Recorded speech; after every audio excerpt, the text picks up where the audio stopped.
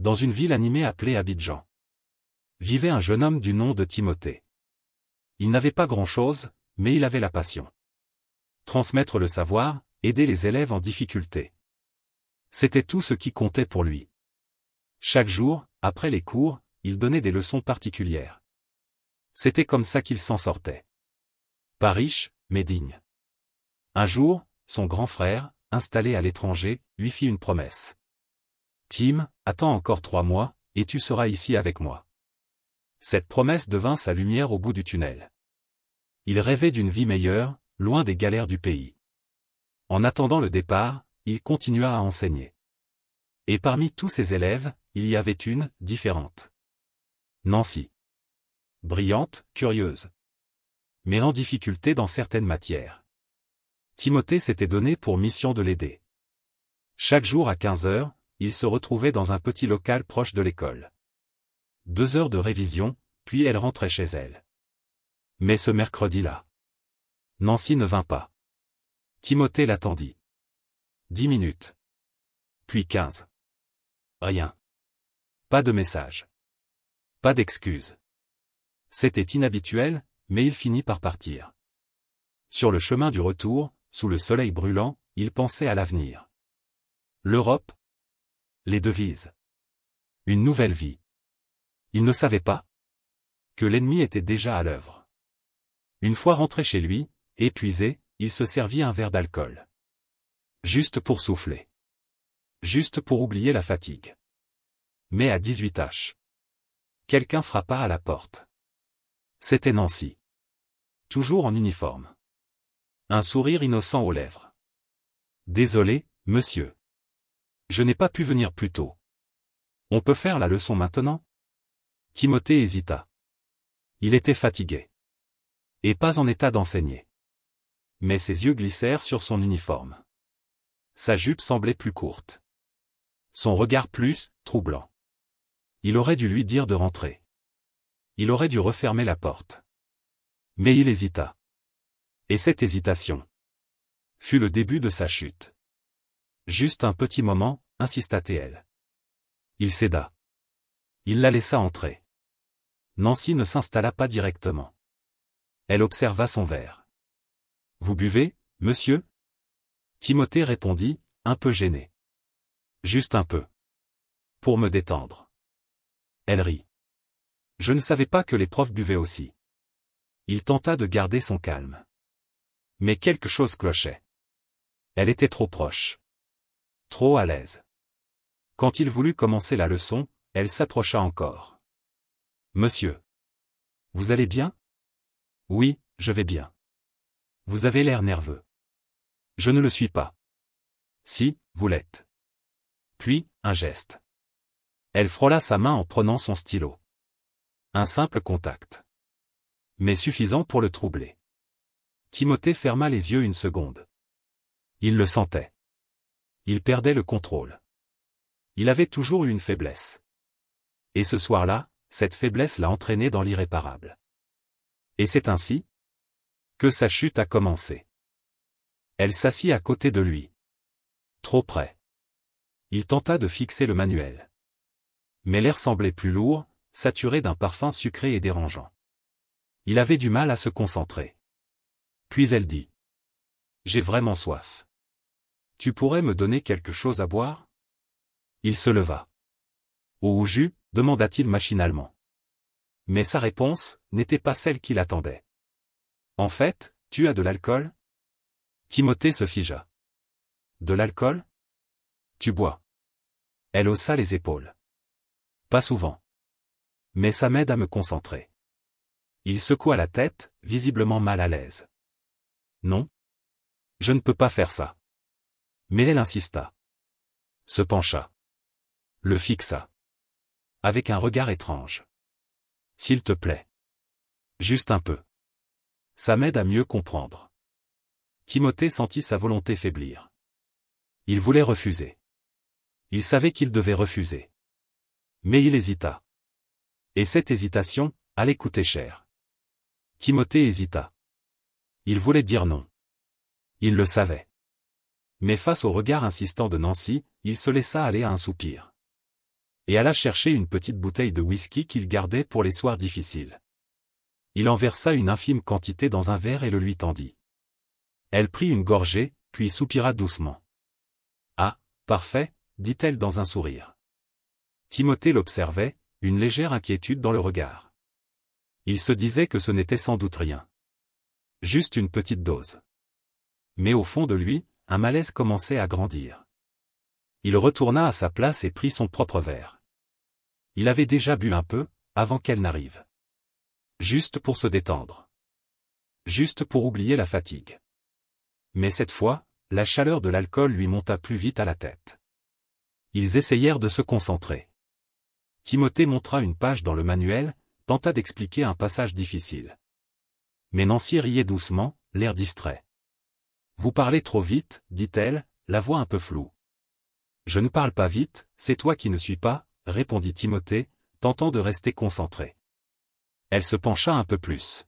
« Peut-être que j'ai besoin d'un peu plus pour mieux comprendre. » Il soupira. « Tu es venu pour étudier, pas pour boire. » Mais elle attrapa la bouteille avant même qu'il ne réagisse, se servit un nouveau verre et en but une longue gorgée. Timothée se figea.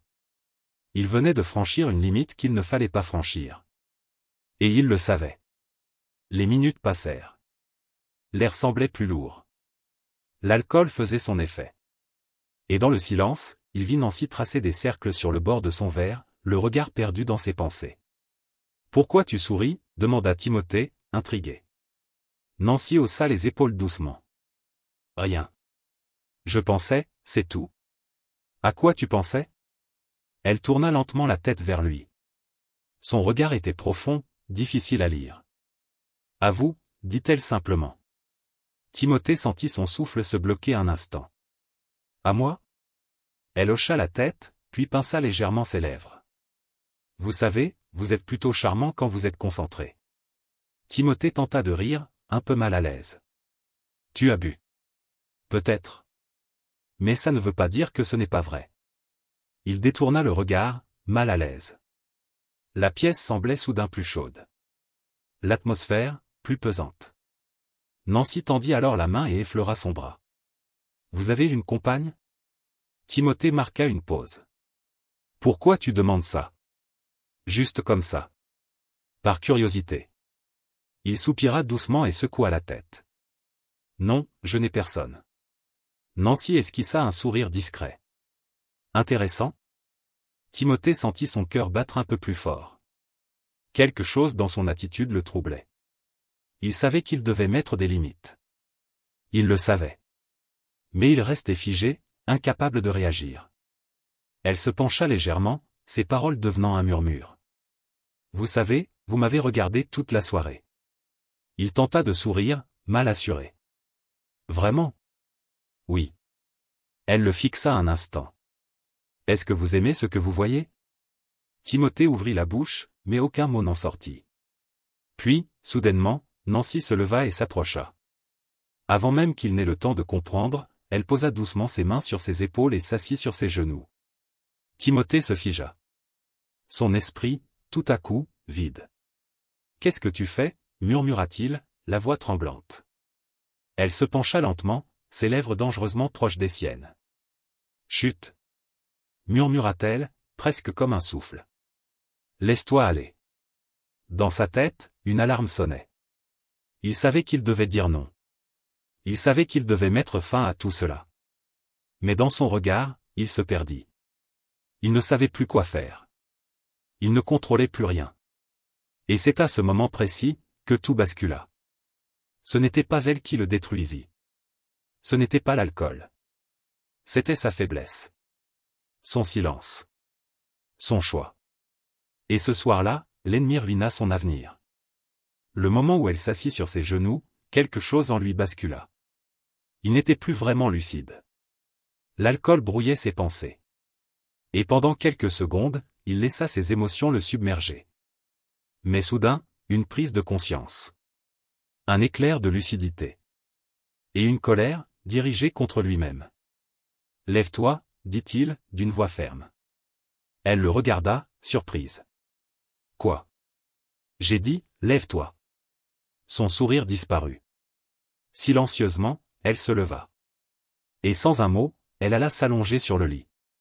Quelques secondes plus tard, elle s'endormit.